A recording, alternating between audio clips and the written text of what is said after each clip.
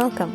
I'm Lindsay from Mystic Haven Acres, and this is my podcast, Living for Real.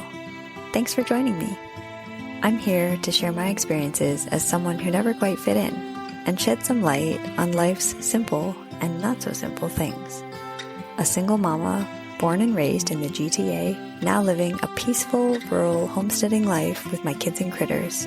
And I can't wait to share with you some of the magic I have learned along the way. I pride myself in real living, real food, real conversations, and real experiences. So leave your preconceived notions at the door and buckle up. This free spirit is about to take you for an interesting ride. Hey, and welcome back. Today I want to talk about the importance of being real with your kids and having real conversations with them and talking about the importance of authenticity and loving yourself and teaching them how important it is to recognize how much fakeness is in the world around them and how to recognize it. And the reason I say that is because, especially with social media, especially with technology, I mean, we've got Photoshop, we've got filters, there's all sorts of things. We've got those AI generated pictures now, right? There's all sorts of things. And so reality is getting more and more distorted. And what happens is the more that we're exposed to this distorted view of quote unquote reality, the harder it will be, or it is, to accept ourselves for who and what we are as we are. And if you listen to my last episode about breast implants, in a nutshell, then you may see where this is coming from. So basically what happened was I had implants put in about 4.5 years ago. About a month and a half ago, one of my implants ruptured. And so I was faced with the decision of replacing the implant or having them removed.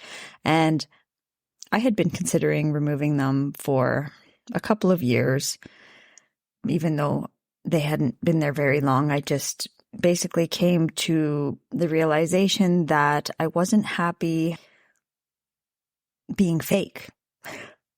I wasn't happy not being my authentic self. It felt very hypocritical, and it caused me a lot of dis-ease in myself and my thoughts, in my self-image, whatever.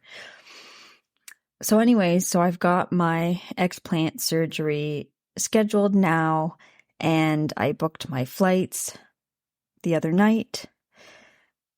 I booked flights because I felt like sitting in a vehicle for 7.5 hours with a seatbelt strapped across my chest after surgery was probably not going to be the most comfortable. And when I looked at pricing, flying was actually very comparable. And so I opted to do that. Anyways, I hadn't told my kids any of this yet. They were not aware that I had had the initial surgery. They were young at the time, and so they didn't know about it. And so I felt like, I'm going away for a few days. I want to be honest with my kids. I want my kids to be honest with me. And so, as uncomfortable as it was to share this information with them, I mean, my kids are 10, and 12, so they're old enough to know, but they're still kids, right? And so last night I mustered up the courage, I guess, to have this conversation with them. And my twins actually kind of looked at me and laughed. And I mean, they're 10. And my 12-year-old daughter was just, her reaction kind of surprised me. She looked at them and she said, "Guys, this is not funny." And so anyway, so we had a conversation, an in-depth conversation, because, well, my younger daughter was like, "Mommy, why would you do that? Like, you of all people, why would you do that?" Because they know, right? I don't eat bad foods as a general rule. I don't drink. I don't smoke. I live a relatively healthy lifestyle. And then here I am having plastic surgery. So, and I mean, this was a struggle that I had had prior to my surgery even. But my lack of self-confidence overruled all those other things, unfortunately. So here I am. But I thought it was really important to have the conversation with them because, you know, I told them how common breast augmentation is these days. And if you listen to my last podcast, I talked about that there. But it's crazy. And it was funny because it sparked my son actually to get involved. He's been watching soccer. I think it was a soccer player he was talking about. He started watching. He's a big hockey fan, but he started watching soccer. And he was telling me about how one of these soccer players has had all this plastic surgery to his face. And I was like, oh, did he get hurt? Because, you know, sometimes things happen and people have plastic surgery for accidents or cancer or whatever, right? It's not just for vain reasons. So no, it turns out this soccer player was just like having his eyebrows done and having his cheek skin tightened or something. I don't know. I didn't know who he was talking about, so I don't know what he was talking about. But anyways, he knew very well that this particular soccer player, male, had all types of plastic surgery done. And so it was really great because it allowed us to have this conversation about why it's so important just to love who you are, and you're perfect just the way you are, and how everybody's different, and that's the beauty of it. And I was really happy with their responses because, like I say, we are so inundated with perfection when it comes to looks and appearance and body image and all of these things.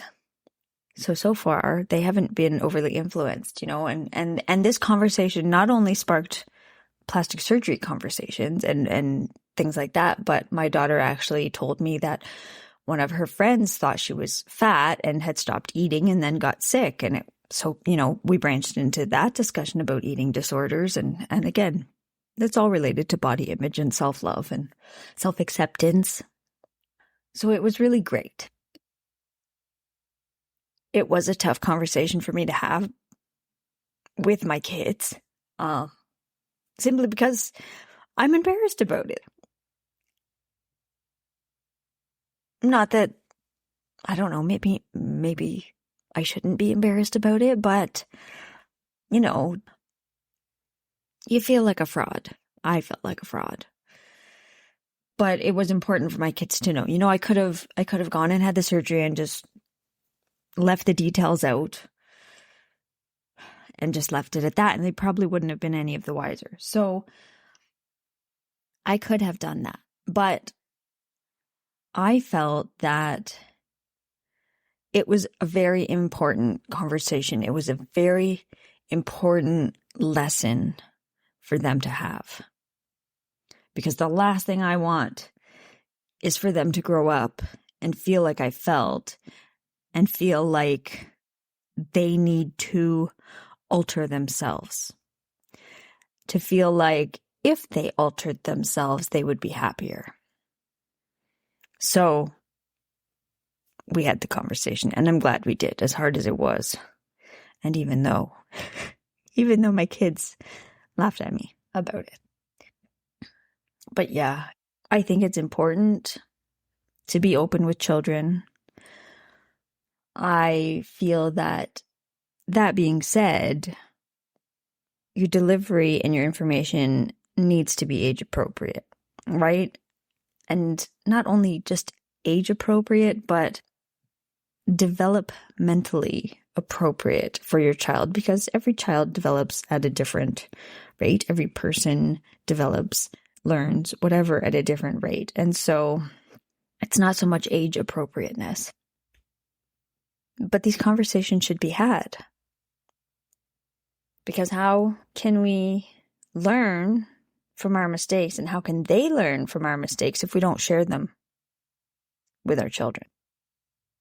And not only that, like I mentioned earlier, I could have just not given them as many details as I did, which I didn't give them a whole lot of details. I just, told them, this is what's happening. This is the surgery that I'm going for, and allowed them to ask questions.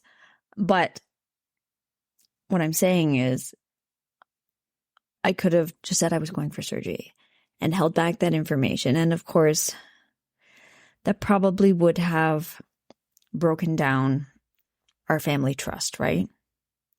If they think I'm keeping secrets from them, then maybe they're going to keep secrets from me in the future. And I don't ever want them to get in a position that they feel like they can't tell me something because it's embarrassing, or, they think they're going to get in trouble, especially if it's something that, puts them in harm's way. I would hope that they would come to me. And I just thought being open with them about this opens that gateway and allows for that two-way conversation to happen in the future. So yeah, I guess that's all I have to say on that for today. But if you have any thoughts, leave them in the comments or reach out to me. You can find me on Instagram at Mystic Haven Acres. And if you have any thoughts, I would love to hear them. I hope this has been inspiring for you, and I hope you have a great day. Thanks for listening.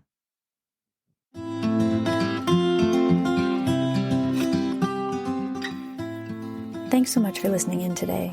If you enjoyed this episode, please leave me a review and share with your friends and family.